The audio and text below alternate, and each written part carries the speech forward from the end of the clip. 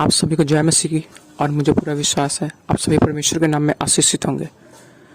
एक वीडियो जिसे मैं आपको दिखाने वाला हूं और जिसमें एक न्यूज एंकर है जो कि एक पास्टर से सवाल पूछ रहा है, उससे क्वेश्चन कर रहा है कि आप लोगों में जो भी ये ब्लेसिंग मिलती है कैसे मिलती है, क्या है, और भी कई सारे उनसे सवाल पूछ रहा है। तो आइए हम आपको इस वीडियो को दिखाते हैं। आप इस वीडियो को प्लीज़ पूरा देखना। ऐसा कोई मिरेकल है कि फूंक मारते ही किसी की बीमारी ठीक हो जाए, भूत भाग जाए, या ऐसा कोई मिरेकल है कि आप लोग किसी की लाइलाज बीमारी जो है, जैसे कैंसर जैसी बीमारी है, इस तरह की बीमारी को भी आप लोग ठीक कर देते हैं? ऐसा कोई उपाय साइंस से अलग आप लोगों के पास है? सबसे पहले तो मैं आपका शुक्रगुजार हूं नाथ साहब कि आपने इस विषय पे एक बार फिर से मैं शुक्रगुजार हूं अपने साथी का, अश्वनी साहब का। वो डिबेट पे क्यों है? उन्हें तो लाल किले को होना चाहिए था, भाषण देना, अच्छा भाषण दे लेते हैं, अच्छी बातें कर लेते हैं, पर कहीं ना कहीं उनके दिल और दिमाग में कुछ ऐसा बैठ गया है जो खराब ही है, अच्छा नहीं है। सिर्फ उनको दो चीजें दिखाई दे रही है, ईसाई या मुस्लिम्स। पर मैं तो ये कहता हूं हमारे भारत देश में जो भिन्नताओं से भरा हुआ है, जहां पर हर धर्म है, हर जाति है, सारा स्वभाव है, यहाँ तो सदियों से जो आपने सवाल किया, क्या ऐसा कुछ साइंस से हो सकता है? ऐसा कुछ हो सकता है? मिरेकल, आश्चर्य हो सकता है? अगर आप हिंदू मैथोलॉजी के हिसाब से देखें तो फल खा करके बच्चा हो सकता है या नहीं? कितने उसमें लिखा हुआ है? कहीं पर लिखा है पानी की बूंद गिरी और वो उससे गर्भवती हो गई। जब इनसे हो सकता है तो आज इनसे क्यों नहीं हो सकता? तो इसका मतलब ये है कि आप लोग फूंक मार के लोगों को बच्चा दे सकते हैं, आप लोग फूंक मार के बीमारी ठीक कर सकते हैं और फूंक मार के धर्म परिवर्तन भी करवा को बढ़ावा नहीं दे रहा हूं। मैं तो जस्ट एक बात कह रहा हूं, आप मेरे को कहने का मौका दीजिए। कैसे उनको नहीं, बोलिए, आप कंप्लीट कीजिए, उसके बाद हाँ मेरे को कंप्लीट करने दीजिए। बीच में क्यों बोल रहे हैं? मेरे को बात नहीं करने दे रहे। मैंने कितनी शालीनता से उनकी बात सुनी, आप उनके बीच में एक मिनट सेकंड भी नहीं बोले।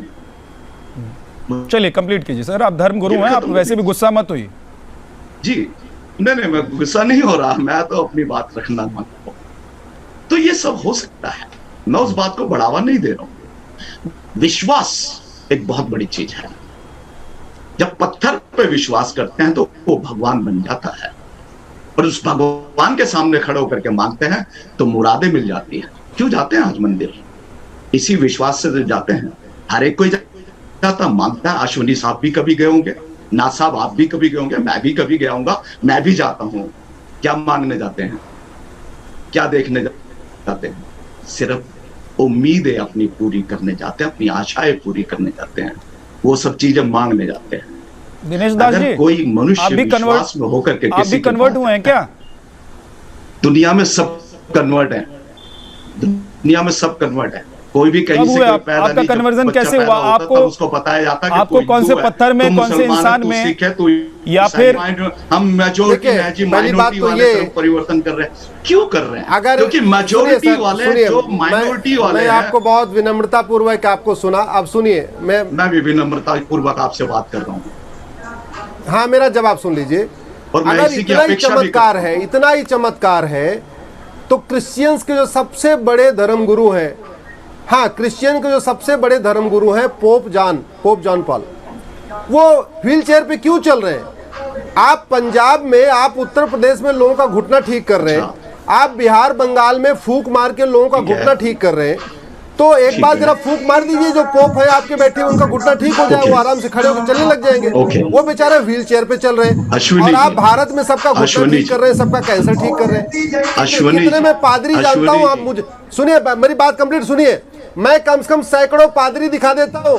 आप यहीं एम्स में चलिए, राम मनोहर लोहिया में चलिए, सैकड़ों पादरी इलाज के नाम पर, झाड़ फूंक के नाम पर, खाना देने के नाम पर, गरीबी भगाने के नाम पर आप लोगों को अपनी तरफ खींचते हैं, अपने वश में करते हैं, और उसके बाद उनका धर्म परिवर्तन हो रहा है। ये सच्चाई है, ये मैं नहीं कह रहा हूं, ये अश्विनी उपाध्याय जो पूरा रिसर्च लेकर अपनी फाइंडिंग्स के साथ कोर्ट में गए हैं, वो कह रहे हैं।